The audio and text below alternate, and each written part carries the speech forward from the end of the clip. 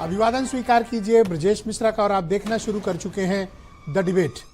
बहन भाइयों, अब हम उत्तर प्रदेश के चुनाव की तरफ धीरे धीरे बढ़ने लगे हैं। हालांकि वक्त काफ़ी है, साल भर से अधिक का 1.5 साल का वक्त है, लेकिन उत्तर प्रदेश में चुनाव की तैयारियां अभी से शुरू हो गई।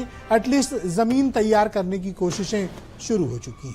आप अगर सत्ता पक्ष और प्रतिपक्ष के कामों पर नज़र डालेंगे तो अभी से अपना ग्राउंड बनाना उन्होंने शुरू कर दिया है, क्योंकि उत्तर प्रदेश बहुत बड़ा राज्य है, 400 से अधिक सीटों वाला राज्य है और उत्तर प्रदेश का एरिया बहुत बड़ा है।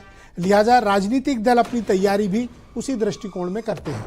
आज हम चर्चा करेंगे कि सत्ता पक्ष और प्रतिपक्ष की तरफ से ज़मीनी तैयारियां किन मुद्दों को लेकर है, उस पर आज हम चर्चा करेंगे। बहन भाइयों, 2 मुद्दे हैं, एक सत्ता पक्ष का ब्रह्मास्त्र है और दूसरा प्रतिपक्ष का ब्रह्मास्त्र है। सत्ता पक्ष के लिए अयोध्या और वृंदावन एक बड़ा मुद्दा है। अयोध्या में अभी प्रथम तल पर रामलला के मंदिर के राम दरबार की प्राण प्रतिष्ठा हुई और उसको सरकार ने बड़े ही ढंग से और बहुत ही प्रफुल्लित तरीके से और बड़ा ग्रैंड शो करके आयोजित किया। राम दरबार की स्थापना हुई। अयोध्या को प्राइड से जोड़ा जाता है। भले ही अयोध्या की सीट भारतीय जनता पार्टी हार गई हो, लेकिन अब वो अयोध्या नहीं हारना चाहते। इसलिए अयोध्या को लेकर जितनी भी राजनीतिक पेशबंदियां हैं, बहन भाइयों, भारतीय जनता पार्टी सब कर रही है। समाजवादी पार्टी से अयोध्या वापस लाना यह भारतीय जनता पार्टी का संकल्प बन गया है। इसका उदाहरण आपको मिल्कीपुर के बाई इलेक्शंस में दिखा होगा, जो बीजेपी ने जीता, समाजवादी पार्टी से छीना। अब 2027 में बीजेपी कोई चूक नहीं करना चाहती, इसलिए अयोध्या की भरपूर तैयारी है। और सिर्फ अयोध्या के लिए ही नहीं, अयोध्या के लिए पूरे उत्तर प्रदेश में भारतीय जनता पार्टी का कार्यक्रम चलेगा। किस तरह से ग्राउंड फ्लोर पर रामलला की प्राण प्रतिष्ठा हुई, प्रथम तल पर राम दरबार की स्थापना हुई, अब द्वितीय तल का भी काम लगभग पूरा होने वाला है। तो एक तरह से इस महीने के अंत तक या अगले माह तक राम मंदिर के निर्माण का कार्य पूर्ण कर लिया जाएगा। यानी एक ऐसा मसला है जो भारतीय जनता पार्टी ने हिंदुत्व के प्राइड के तौर पर जोड़कर लोगों के समक्ष प्रस्तुत किया है। भले ही यह धार्मिक आंदोलन हो, भले ही यह सांस्कृतिक आंदोलन हो, लेकिन भारतीय जनता पार्टी ने इसको एक राजनीतिक आंदोलन में भी तब्दील किया था। अब इसे वापस समाजवादी पार्टी से लाना बीजेपी के लिए एक चुनौती है। अब जब ये सब चल रहा है तो सुप्रीम कोर्ट की अप्रूवल के बाद अब वृंदावन में बांके बिहारी जी का कॉरिडोर बनेगा। उसकी तैयारियां शुरू हो गई हैं।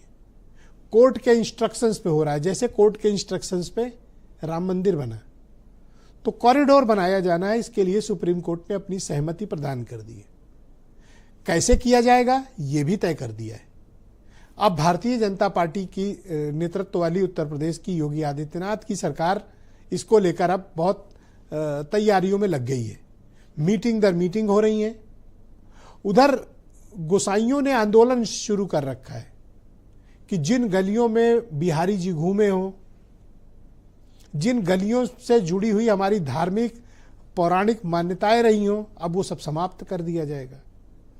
बहन भाइयों, ऐसे आंदोलन होते तो हैं, लेकिन अंत में कॉरिडोर बनता है और इसका सबसे बड़ा उदाहरण काशी विश्वनाथ कॉरिडोर है।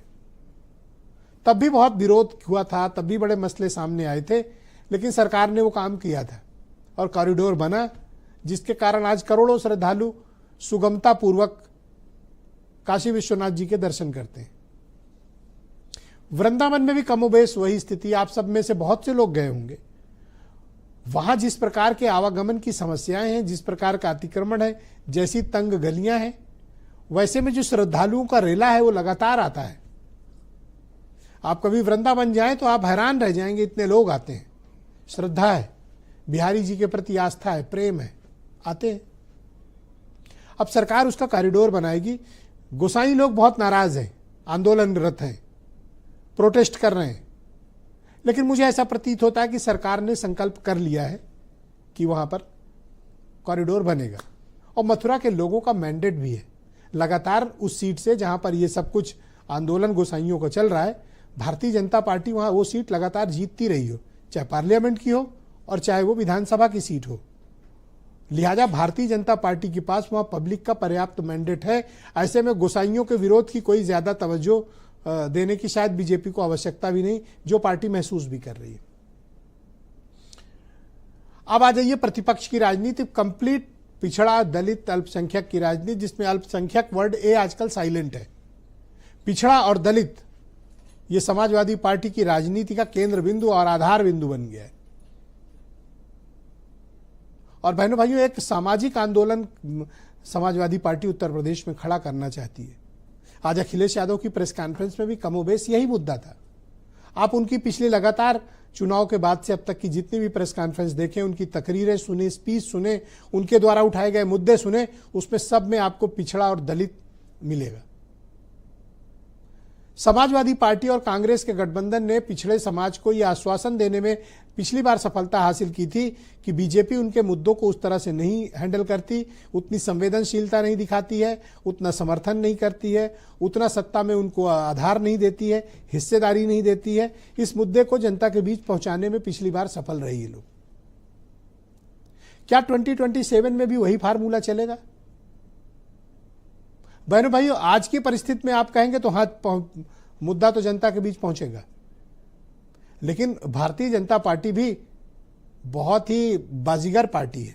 कोई सामान्य दल नहीं है कि उसका कोई यूं ही शिकार कर ले। इस शिकार के लिए बहुत लोगों का उल्टा शिकार हो जाता है। लिहाजा बीजेपी को भी अंडर एस्टिमेट नहीं किया जा सकता, क्योंकि ऐन वक्त पर वो कौन सा कार्ड चलेंगे ये पीडीए वालों को भी नहीं पता है। लिहाजा उत्तर प्रदेश की तैयारी बड़ी ज़बरदस्त है और घमासान भी उतना ही दिलचस्प होगा। आज चर्चा का शुरुआत हम लोग 2027 के इलेक्शन की तैयारियों की शुरुआत आज इस डिबेट से प्रारंभ करते हैं। ये लोग जब करें तब करें, हम आप आज से शुरू करते हैं। कुछ स्टेटमेंट। एक विकसित भारत ये तभी संभव होगा जब उसकी आधारशिला सनातन धर्म के आधारों पर होगी, जिसे प्रधानमंत्री मोदी जी ने विरासत और विकास के रूप में आगे बढ़ाया। अयोध्या में 500 वर्षों के बाद जिन लोगों के लिए लगता था राम जन्मभूमि पर रामलला विराजमान हो पाएंगे कि नहीं हो पाएंगे, वे लोग संदेह की निगाहों से देखते थे। वह कार्य संभव हुआ है। धार्मिक उन्माद और जातियों का झगड़ा या जातियों के बीच में एक दूसरे के प्रति विश्वास न रहना, ये बढ़ाने का काम कोई कर रहा है तो वो भारतीय जनता पार्टी है। कभी धर्म के नाम पे डिवाइड करना, कभी जाति के आधार पे डिवाइड करना, ये भारतीय जनता पार्टी के लोगों का बहुत ही वेल प्लान्ड प्रोग्राम चलता है। तो आप इन दो बड़े नेताओं के बयान सुन के समझ गए होंगे कि एक्चुअली उत्तर प्रदेश की राजनीति में क्या चल रहा है। राजेश चौधरी उत्तर प्रदेश में भारतीय जनता पार्टी के प्रवक्ता हैं और खास बात यह है कि ये मथुरा से विधायक भी हैं।